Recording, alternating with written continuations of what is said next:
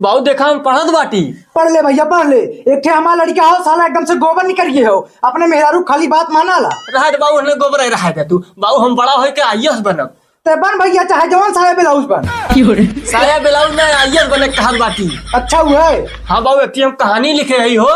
तनी सुनाओ तो हमें। बाबू शुरुआत वाले पन्ना पे लिखे बाटी, एक थी राजा अपने घोड़ा संगे जंगल में जाए खातिर प्रस्थान कैले बा। और लास्ट वाले पन्ना पे लिखे बाटी कि राजा अपने घोड़ा के साथे जंगल में पहुंच आए बा। और बिचवा वाले पन्ना का लिखे है? घोड़ा तगड़क तगड़क जात बा।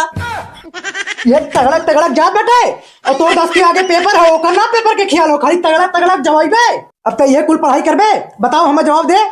ओ बाबू गैसवा कहाँ से भरक लेकर आ रहा? देख राम खिलौना हमारा दिमाग मत खराब करी। ये बिजलिया का ना भरवा है। करे बिजलिया कहाँ से भरवा रहे? पिंटू भैया के यहाँ तो भरवा रहे।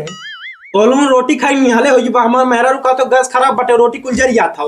गैस ना खराब हो तो हम मेहरारू खराब हो। नहीं हमारा मेहरा सबसे सही हो।